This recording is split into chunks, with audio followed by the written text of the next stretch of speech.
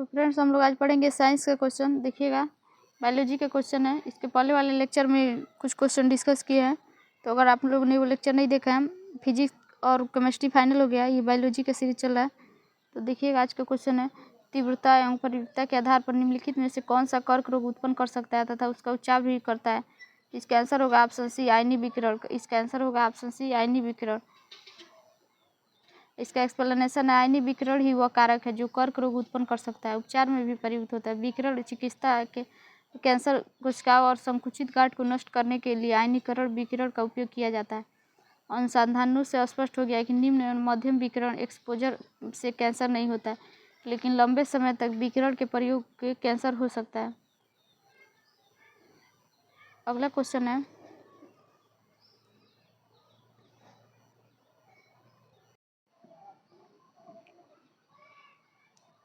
सहज प्रणाली का परिवर्धन निम्नलिखित में से कौन सा है। तो प्रणाली का स्वपोषी क्रिया। इसका आंसर हो जाएगा ऑप्शन सी, प्रणाली का स्वपोषी क्रिया।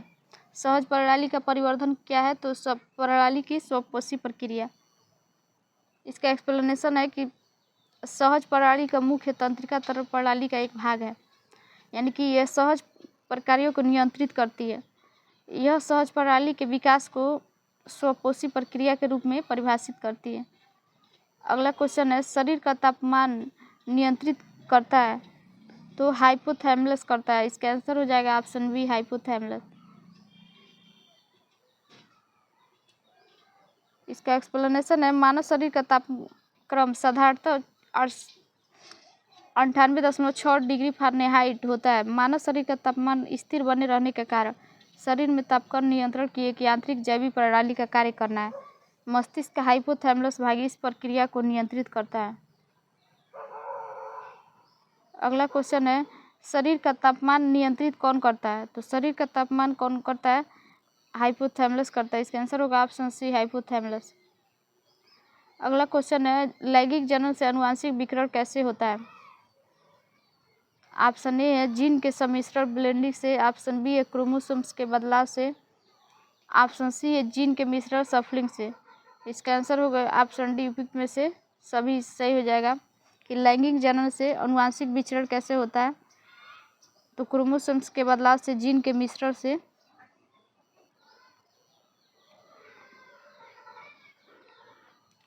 अगला क्वेश्चन देखिएगा, डीएनए को किसने अंतःपात्र में बनाया था। तो आर्थर कोनबर्ग ने। इसका आंसर होगा ऑप्शन ए, आर्थर कोनबर्ग। डीएनए को सर्वप्रथम अंतःपात्र में किसने बनाया था, तो आर्थर कोनबर्ग ने बनाया था। अगला क्वेश्चन है, पार्किंसन बीमारी के उपचार के विकास के लिए किसको नोबेल पुरस्कार दिया गया था। तो आर्विड कार्लसन को दिया गया था। इसका आंसर होगा ऑप्शन ए, आर्विड कार्लसन। पार्किंसन बीमारी के उपचार के लिए किसको नोबेल पुरस्कार दिया गया था, तो आर्विड कार्लसन को दिया गया था नोबेल पुरस्कार। 66वीं बीपीएससी का क्वेश्चन है 2020 का। पार्किंसन बीमारी के उपचार के विकास के लिए स्वीडिश न्यूरो साइंटिस्ट आर्विड कार्लसन को 2000 सन में फिजियोलॉजी और मेडिसिन के लिए नोबेल पुरस्कार से सम्मानित किया गया था। इन्होंने डोपामाइन मस्तिष्क में एक महत्वपूर्ण न्यूरोट्रांसमीटर की खोज की। पार्किंसन रोग के दौरान मस्तिष्क के बेसल गैंग्लिया में डोपामाइन उत्पन्न करने वाले तंत्रिका कोशिकाओं को क्षय होने लगता है, जो शरीर में कपकपी, अकड़न और गति अक्षमता का कारण बनता है। तो तंत्रिका तंत्र में क्षय होने वाले कौन से कारण हैं, कपकपी है, अकड़न है, गति अक्षमता है। उनके शोध से यह ज्ञात हुआ कि पार्किंसन रोग मस्तिष्क के कुछ भाग में डोपामाइन की कमी के कारण होता है। तो यह रोग किसके कारण होता है, पार्किंसन, तो मस्तिष्क में डोपामाइन की कमी के कारण होता है। इसके लिए उन्होंने एक कारगर औषधि एल-डोपा विकसित किया। उस मेडिसिन का क्या नाम था, एल-डोपा नाम था, जो पार्किंसन रोग के लिए डोपामाइन की कमी से होता था। अगला क्वेश्चन देखिएगा,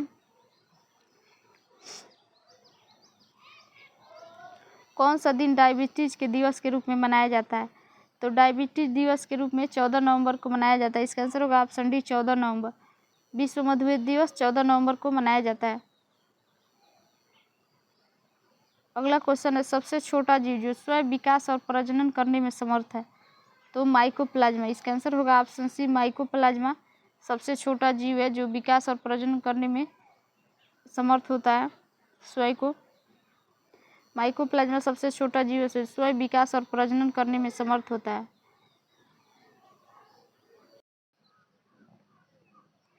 अगला क्वेश्चन है अधिकतर एंजाइम होते हैं, तो अधिकतम एंजाइम प्रोटीन होते हैं। इसका आंसर होगा ऑप्शन ए प्रोटीन। एंजाइम मूलतः प्रोटीन होते हैं जिनका निर्माण नाइट्रोजनीय पदार्थ और अमीनो अम्ल के संश्लेषण से होता है। अगला क्वेश्चन है निम्नलिखित में से किस कोशिका में कोई एंजाइम नहीं पाया जाता है, तो वायरस में। विषाणु में कोई वायरस मतलब एंजाइम नहीं पाया जाता है। इसका आंसर होगा ऑप्शन बी। लाइकेन में और बैक्टीरिया में और शैवाल में एंजाइम पाया जाता है। Option B. विषाणु में एंजाइम नहीं पाया जाता है। विषाणु शब्द की उत्पत्ति वायरस से हुई है जिसका शाब्दिक अर्थ विषाणु होता है। ये अकोशिकीय अति सूक्ष्म जीव होते हैं, केवल जीवित कोशिका में ही वंश वृद्धि कर सकते हैं। रासायनिक दृष्टि से ये प्रोटीन आवरण से घिरे न्यूक्लिक अम्ल के खंड है। विषाणु पोषक कोशिकाओं के बाहर न तो कोई जैव क्रिया कर सकते हैं और न ही इनका द्विगुणन हो सकता है। अगला क्वेश्चन है बिल और तथा मेलिंडा गेट्स फाउंड के द्वारा स्थापित भारत के कार्यक्रम आह्वान किसके प्रतिरोध के लिए कार्यरत है, तो ऑप्शन सी है HIV वायरस एड्स के द्वारा।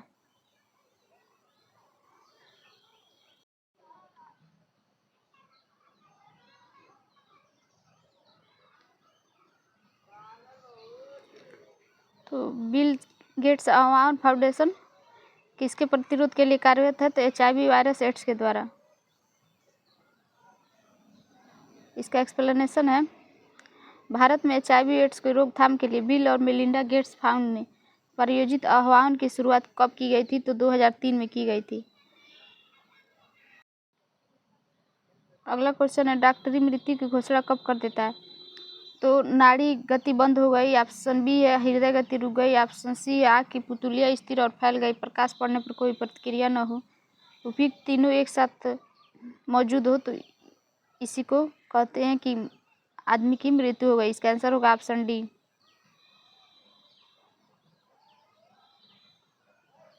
डॉक्टर मृत्यु की घोषणा तब करता है जब निम्न परिस्थितियाँ एक साथ मौजूद हो। नाड़ी गति बंद हो गई हो, हृदय गति रुक गई हो, आँख की पुतलियाँ स्थिर और फैल गई हो, प्रकाश पड़ने पर कोई प्रतिक्रिया न हो। अगला क्वेश्चन है सर्वप्रथम मानव हृदय प्रत्यारोपण कब हुआ था, तो कब हुआ था मतलब मानव हृदय प्रत्यारोपण किस देश में हुआ था, तो दक्षिण अफ्रीका में हुआ था।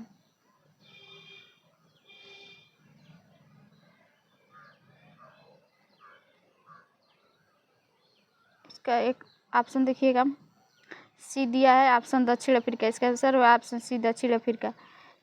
किस वैज्ञानिक ने किया था पहला सफल हृदय प्रत्यारोपण, तो क्रिश्चियन बर्नार्ड ने किया था। इसका डॉक्टर क्रिश्चियन बर्नार्ड ने दक्षिण अफ्रीका में एक प्रसिद्ध सर्जन थे। उन्होंने सर्वप्रथम मानव हृदय का पहला सफलतापूर्वक प्रतिस्थापन किया था।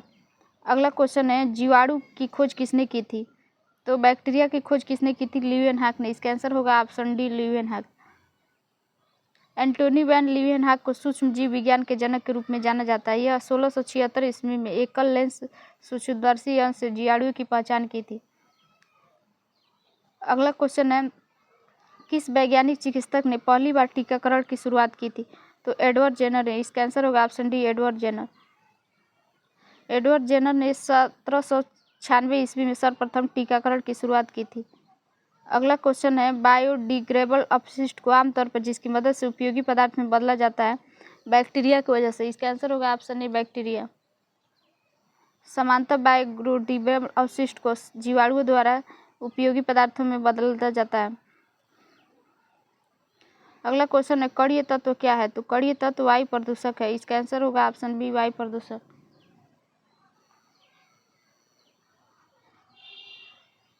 इसका एक्सप्लेनेशन है कणीय तत्व को कणीय प्रदूषक भी कहा जाता है जो वायु में उपस्थित अत्यंत सूक्ष्म कणों और तरल सूक्ष्म बूंदों का एक जटिल मिश्रण होता है। यह वायु की गुणवत्ता को प्रभावित करने वाले कारकों में से एक कारक है। अगला क्वेश्चन है संवहनी वैस्कुलर पौधों में पानी किसके ऊपर से जाता है, तो जाइलम टिश्यू के द्वारा, जाइलम ऊतक के द्वारा। इसका आंसर होगा ऑप्शन बी जाइलम ऊतक। ऑप्शन डी जाइलम ऊतक। जड़ों द्वारा अवशोषित जल और खनिज पोषक तत्व पूरे पौधों में जाइलम नामक संवहनी ऊतक जाइलम कोशिका के द्वारा लाया जाता है। अगला क्वेश्चन है, सेल्सियम स्केल पर मानव शरीर का तापमान होगा तो 36.9 डिग्री सेल्सियस होता है, और फारेनहाइट में कितना होता है तो 98.4 डिग्री फारेनहाइट या 98.6 डिग्री फारेनहाइट कहते हैं लगभग। सेल्सियस में 36.9 डिग्री सेल्सियस यानी 37 डिग्री सेल्सियस लगभग में कह सकते हैं। अगला क्वेश्चन है, वर्गदाता वर्ग रक्तदाता का ग्रुप होता है, यानी सर्वदाता जो सभी को ब्लड दे सकता है, वह कौन सा वर्ग है तो ओ है, और जिसका ब्लड ग्रुप ओ है वो ए बी और ए बी ब्लड ग्रुप, और वो सभी को चारों को भी दे सकता है। ब्लड ग्रुप हमारे कितने हैं तो 4 हैं। कौन कौन से? ए है, फिर बी है, फिर ए बी है, और चौथा है ओ। तो जिसका ब्लड ग्रुप ओ रहेगा वो सभी को दे सकता है, और जिसका ब्लड ग्रुप ए बी है वो सभी से ब्लड ले सकता है, ए बी से, ओ से और ए से। लेकिन जिसका अगर ब्लड ग्रुप ए है तो वो सिर्फ ए से ले सकता है और ओ से ले सकता है, और जिसका ब्लड ग्रुप बी है वो सिर्फ बी से और ओ से ले सकता है। इसका एक्सप्लेनेशन देखिएगा, ओ ब्लड ग्रुप जिस व्यक्ति का रहता है वो सभी वर्गों को रक्तदान यानी अपना ब्लड दे सकता है, इसलिए इसे सर्वदाता कहते हैं। ध्यान देने योग्य बात यह है कि ए बी वर्ग सभी व्यक्तियों से रुधिर ले सकता है, परंतु इसका रुधिर किसी दूसरे व्यक्ति के रुधिर वाले मतलब जिसका दूसरा ब्लड ग्रुप है उसको नहीं दिया जा सकता। सिर्फ यह अपने ए बी ब्लड ग्रुप वालों को ही दे सकता है और अपना ग्रहण करने के लिए सभी से ले सकता है। तो इसलिए ए बी को सर्वग्राही कहते हैं और ओ को सर्वदाता कहते हैं। ओ सभी को दे सकता है और ए बी सभी से ले सकता है। अगला क्वेश्चन है कि सार्वभौमिक स्वीकार्य रक्त समूह जो सभी से ब्लड ले सकता है उस कौन सा ग्रुप है तो ए बी है, blood group A B. A B रक्त समूह में सार्वभौमिक स्वीकार्य, इसमें एंटीजन ए बी दोनों होते हैं, इसलिए इसमें कोई एंटीबॉडी नहीं होता, जबकि ओ निगेटिव सार्वभौमिक दाता रक्त समूह होता है।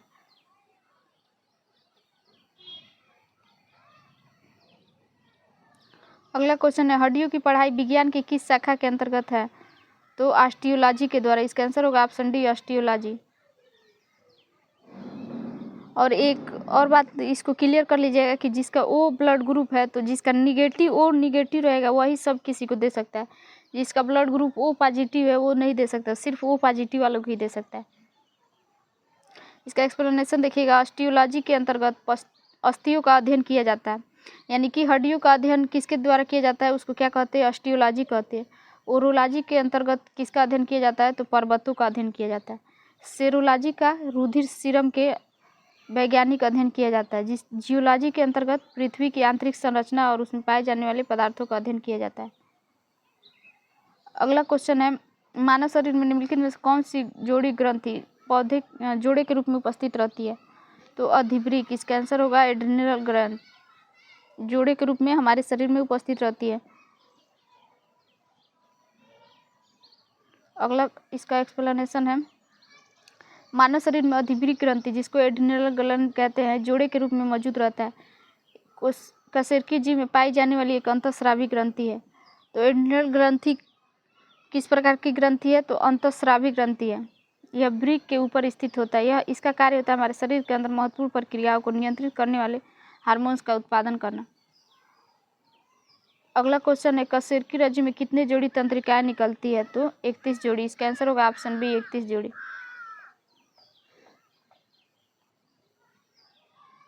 अगला क्वेश्चन है, मनुष्य के जीवन काल में कितने दांत 2 बार विकसित होते हैं तो 20 दांत होते हैं जो 2 बार मतलब जमते हैं या आते हैं, मतलब 20 दांत टूट जाते हैं तो फिर दोबारा निकल आते हैं, लेकिन 12 दांत ऐसे होते हैं जिसको टूटने के बाद दोबारा नहीं जमते हैं। तो इसका आंसर होगा ऑप्शन सी, 20 दांत। जीवन काल में मनुष्य के 20 दांत 2 बार विकसित होते हैं और 12 दांत केवल एक ही बार पैदा होते हैं, ये अस्थायी होते हैं। मनुष्य की खोपड़ी में कितनी अस्थियां होती है तो 28 होती है। इसका आंसर होगा ऑप्शन ए, 28। इसका एक्सप्लेनेशन देखिएगा, एक वयस्क मानव कंकाल में औसतन 206 हड्डियाँ होती हैं, जिसमें कपाल में 8 हड्डियाँ होती है और चेहरे में कितना पाया जाता है तो 14, और कंठ में 1 और कान में 6 पाया जाता है।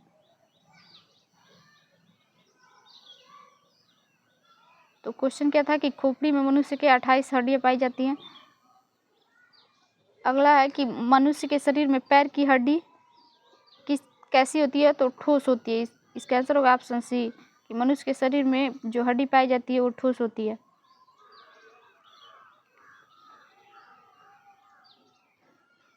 तो फ्रेंड्स, हम लोग आगे के क्वेश्चन कल के लेक्चर में डिस्कस करेंगे। अगर आप TRE 4 एग्ज़ाम की तैयारी कर रहे हैं तो हमारे साथ बने रहिए और प्रीवियस ईयर एग्ज़ाम में जो क्वेश्चन आते हैं उसका आप लोग प्रैक्टिस करते रहिए। यहाँ पे सिर्फ प्रीवियस ईयर क्वेश्चन ही पढ़ाए जाते हैं।